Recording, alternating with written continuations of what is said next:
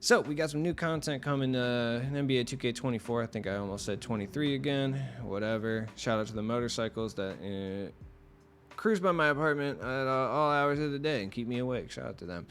So first things first, we got the Showtime pack. Now, there's speculation on the 91 overall Amethyst being significantly more expensive than the 90 overall Amethyst, and I think that's some solid speculation, honestly. I think they are going to be more expensive. How much more expensive? Not entirely sure.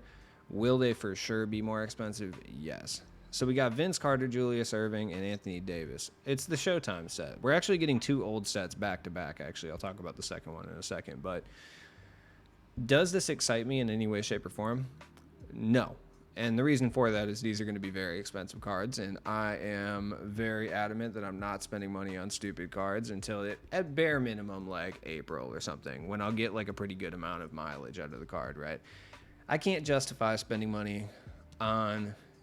not even just an amethyst, because people say that all the time. They're like, I'm not spending money on an amethyst, which valid, but like, that's not really the reason. It's like whatever the highest gem tier is in the beginning of the year, I always think it's like a waste to spend money anyway, just because cards get outclassed so incredibly fast. In the early game, I don't know, it's weird in the early game because there's cards that stay in your lineup for a really long time, and then there's cards to get outclassed really fast. And I feel like it's hard to tell what those are. Like Shaq's going to be in people's lineup until we get like a shooting Hakeem or something stupid that I'm sure we'll be getting in the next like month or so. So will Vince Carter be good? Yes. Early game Vince Carters are always a top tier upper echelon shooting guard. Julius Ervings are usually pretty good too, but he usually can't shoot very well. We'll see if that's like a change this year. If Anthony Davis can shoot, Anthony Davis is going to be a top tier power forward. Like right now people are running Jabari Smith as like a top tier power forward. If AD can shoot it all, which judging by what we saw with Shaq yesterday, which I haven't talked about Shaq. I will talk about Shaq. Shaq's ridiculous, man. I would say that it's a high probability that he probably can shoot at least a little bit. So that's exciting for sure, I guess. We're also getting level up cards. So we're not only getting packs, we're also getting agendas. The Showtime cards, I don't know if they're going to be agendas or not, but I believe the level up guys will be, at least some of them. So we got Sean Kemp. He's an Amethyst 90. Levels up to an Amethyst 91. Shaka, bruh. It's lit. Mitch Richmond. Honestly, early game Mitch Richmonds are usually pretty fun to use as well. We'll see. He goes from a Ruby to an Amethyst. Still going to be expensive. I think I'm saying this right. Azar Thompson or Azur? I don't know. I think Azur sounds cooler. That sounds like a sick hacker in like a game, you know? Azar doesn't. That sounds like kind of a whack name, honestly. That's just my own personal take. Then again, who am I to judge?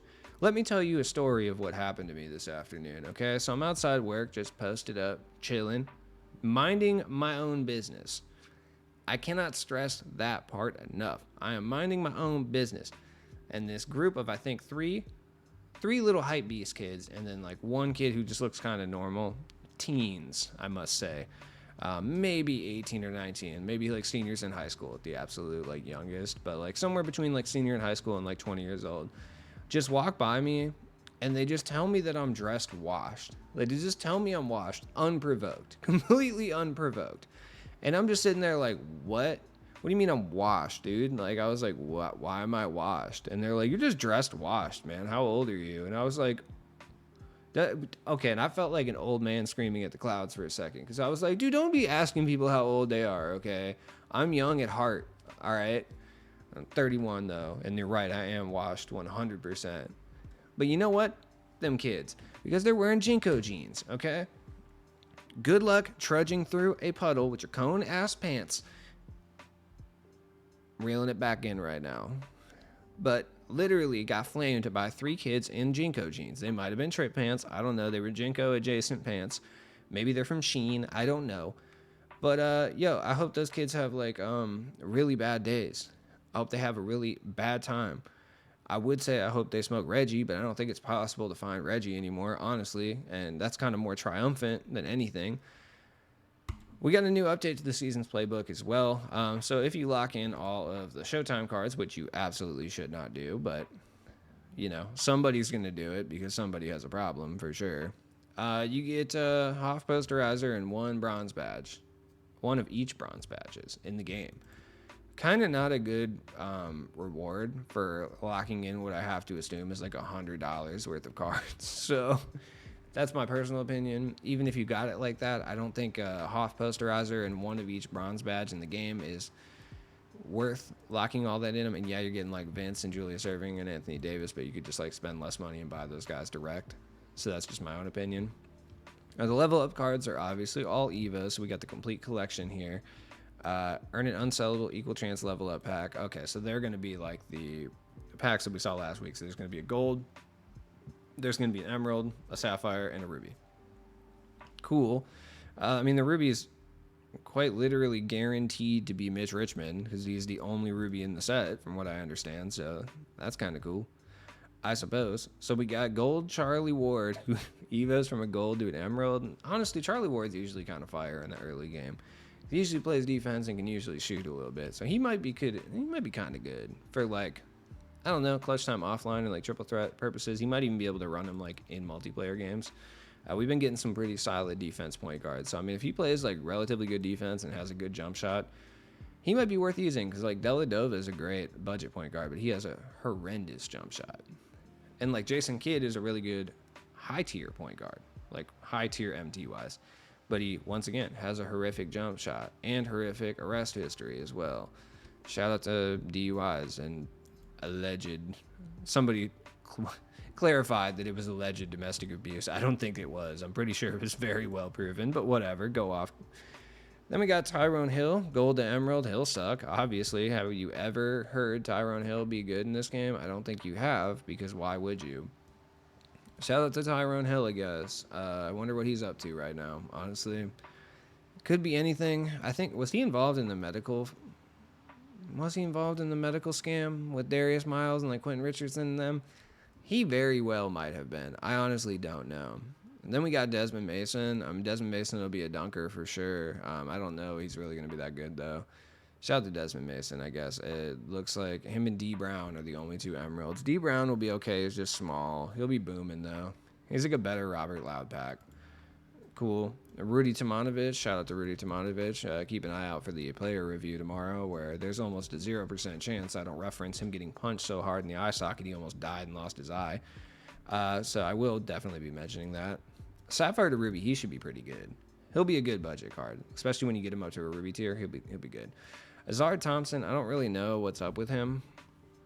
Like, I'm not entirely sure how good he's going to be. He might be pretty good, but he might be pretty trash. Honestly, don't know. And then Mitch Richmond, he'll be like a glass cannon. Like, he'll definitely be a flamer for sure. Like, he's gonna get buckets 100%. But I don't know if he's necessarily going to be the best defender or even really a competent defender. I don't know. We also, the collection reward is Amethyst Sean Kemp. He'll be a great offense first power forward. Does he play? He doesn't play small forward yet. Okay, I was going to say Jesus. After Shaq, anything's on the table at this point. So, yeah, I mean, he'll be okay. This collection's not going to be worth locking in. I mean, no collection really is at this point, but these two specifically are not. So, how much are the amethysts going to be? Let's speculate. Now, how expensive are amethysts going to be? Like the 91 overall amethyst, like, because they're charging $140 for 90 overalls here from last Friday. So I've seen on Twitter the number between 160 and 170 floated around, and I have to assume that that's pretty on point. I'm aware I called it Twitter. I will never call it X. Like, I'm not going to do it. It had perfect brand recognition, and then Elon Musk is an idiot and just changed it into like weird, I don't know, like neutral colors and like put X's on it. He does that to everything, and I think that's so weird. Like, everything's like silver and black, and he puts X's on it. Maybe he's just like really into straight edge hardcore, and I just don't know that. Like, maybe he's just at his house right now holding a fake toy gun for some reason, because he does that all the time, and I don't know what that's about. And just listening to Have Heart, maybe he's like really into Boston hardcore and lived in the Creed. I doubt that. Honestly, that would make him a little bit cooler, but also simultaneously just a little bit more lame as well.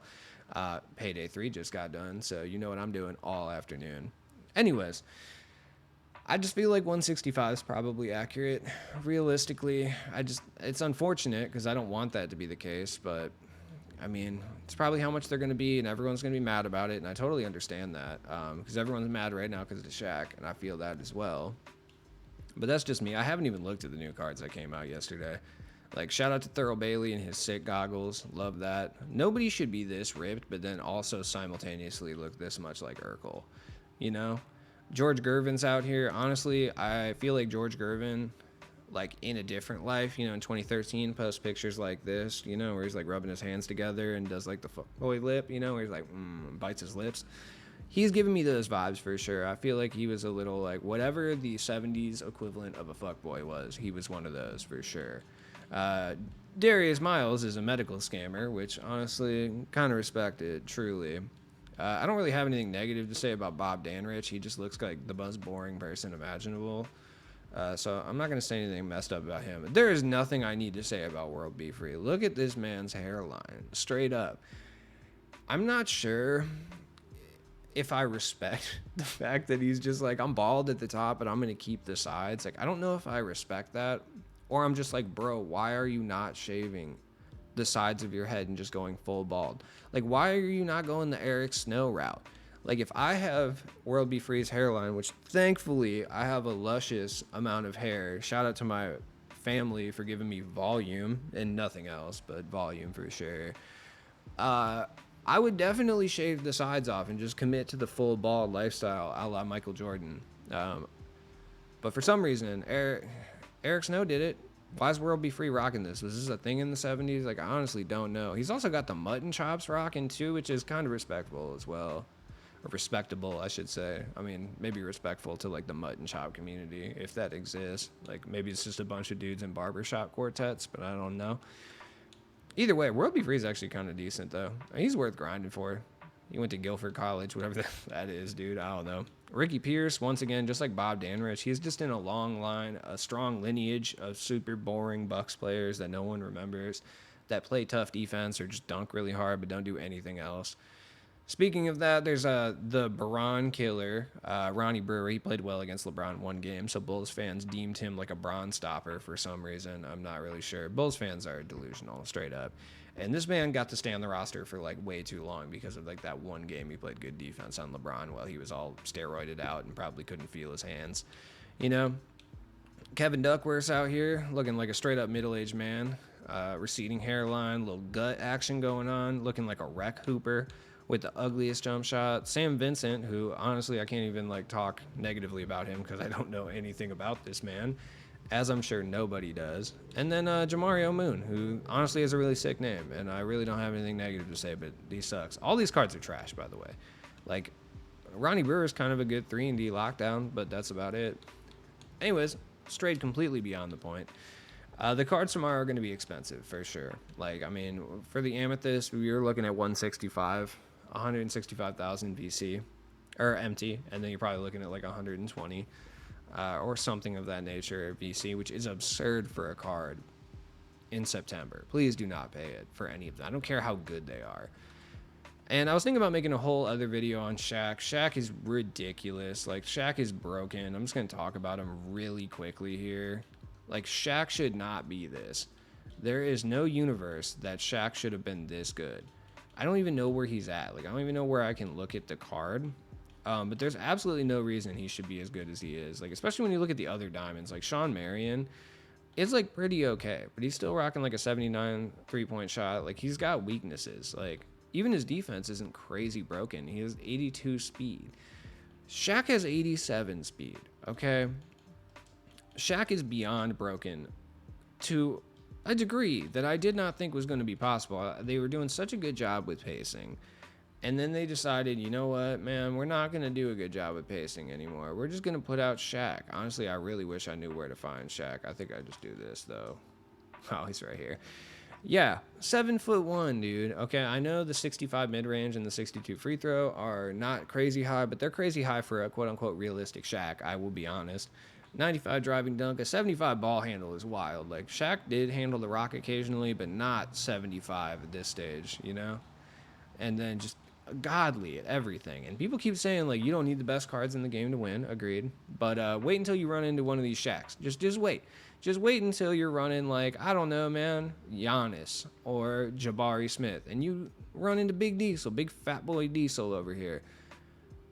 Yeah, dude, you're not going to keep that same tune. As always, has been your friend Sheep Leads. I will catch you guys tomorrow. I'll be here after work, probably streaming, hanging out. So, have a good night.